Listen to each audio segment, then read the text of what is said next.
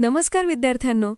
आपण डोळ्यांनी जग पाहतो, पण आपल्याला वस्तू कशा दिसतात, रंग कसे दिसतात, आकाश निळे का दिसते, इंद्रधनुष्य कसे तयार होते, या सगळ्यांची उत्तरं एका सुंदर धड्यात आहेत. Human I and a colourful world. या धड्यात आपण शिकणार आहोत मानव डोळ्याची रचना व कार्य, डोळ्याचे दोष आणि त्यावरील उपाय, प्रकाशाचे विकिरण, प्रकिरणन, तारे लुकलुकतात पण ग्रह का नाहीत, आकाश निळे आणि सूर्यास्त लाल का दिसतो. हा धडा एक्झामसाठी खूप महत्त्वाचा आहे आणि समजायला देखील खूप रंजक आहे. तर चला मित्रांनो, chapter 10 human I and a colourful world सोप्या भाषेत डायग्रामसह आणि फुल मार्क्ससाठी समजून घेऊया. 1. मानव डोळ्याचे भाग, आयरिस, प्युपल व सिलियरी मसल्स यांची कार्ये. उत्तर मराठीत. आयरिस. आयरिस डोळ्यात जाणाऱ्या प्रकाशाचे प्रमाण नियंत्रित करते. पुतळी, प्युपल प्रकाश डोळ्यात प्रवेश करतो तो मार्ग. सिलियरी स्नायू. सिलियरी मसल्स डोळ्याच्या लेन्सचा आकार बदलून वस्तू स्पष्ट दिसण्यास मदत करतात. विद्यार्थ्यांनो, आपल्या डोळ्यातील आयरिस प्रकाश नियंत्रित करते. पुतळीमधून प्रकाश आत जातो आणि सिलियरी स्नायूंमुळे लेन्सचा आकार बदलतो. त्यामुळे आपल्याला जवळच्या व दूरच्या वस्तू स्पष्ट दिसतात. 2. डोळ्याची समायोजन क्षमता, पॉवर ऑफ अकॉमोडेशन. उत्तर. डोळ्याची लेन्स आपला आकार बदलून जवळच्या आणि दूरच्या वस्तू स्पष्ट पाहण्याची क्षमता म्हणजे समायोजन क्षमता. दूर बिंदू. फार पॉइंट सामान्य डोळ्यासाठी अनंत अंतर. जवळ बिंदू. Near point 25 semi. डोळ्याची लेन्स लवचिक असल्यामुळे ती आपला आकार बदलते. या क्षमतेला पॉवर ऑफ अकॉमोडेशन म्हणतात. त्यामुळे आपण पुस्तकही वाचू शकतो आणि दूरची झाडेही पाहू शकतो. 3. डोळ्याचे दोष, defects of eye. A. Myopia. Myopia near sightedness.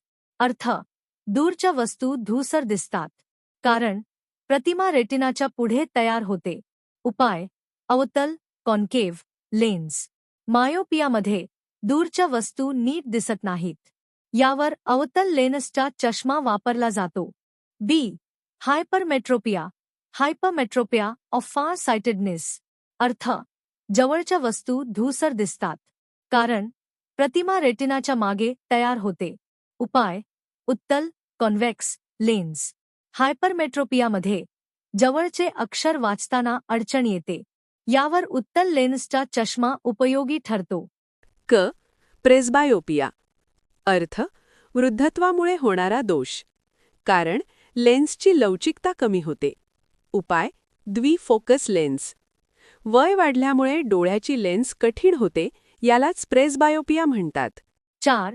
प्रकाशाच्या अपवर्तनामुळे होणाऱ्या वातावरणीय घटना यादी. ताऱ्यांचे लुकलुकणे. सूर्योदयापूर्वी सूर्य दिसणे. सूर्यास्तानंतर सूर्य दिसणे.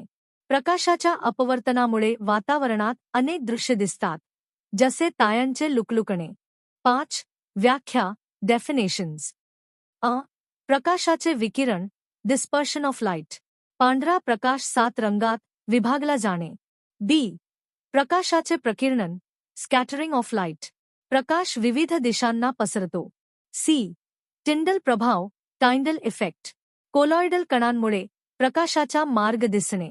इंद्रधनुष्य, निळे आकाश हे सर्व प्रकाशाच्या विकिरण व प्रकिरणनामुळेच दिसते. 6. स्पष्टीकरण, एक्सप्लेनेशन. ए. न्यूटनचा प्रयोग.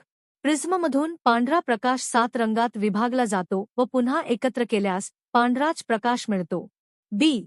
इंद्रधनुष्य निर्मिती, अपवर्तन अंतर्गत परावर्तन विकिरण. सी.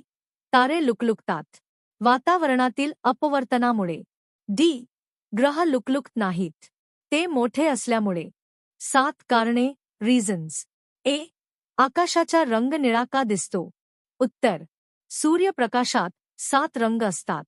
वातावरणातील सूक्ष्म कण लहान तरंगलांबीचा निळा प्रकाश जास्त प्रमाणात प्रकिर्णित करतात.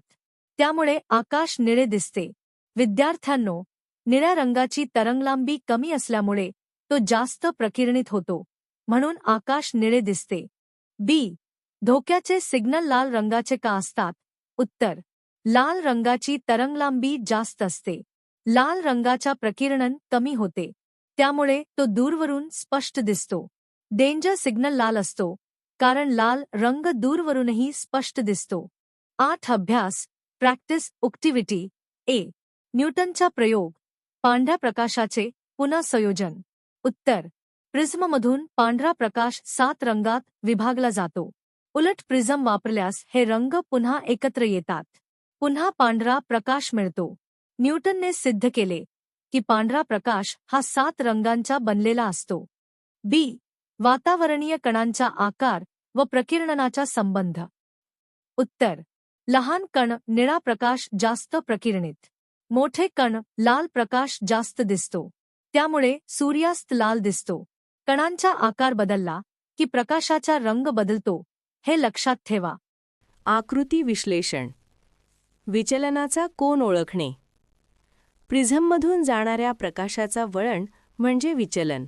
स्पेक्ट्रममधील रंग V, I, B, G, Y, O, R. Violet to red. अपवर्तन व परावर्तन. काच व पाण्यात वळणे म्हणजे अपवर्तन. आरशावर परत जाणे म्हणजे परावर्तन.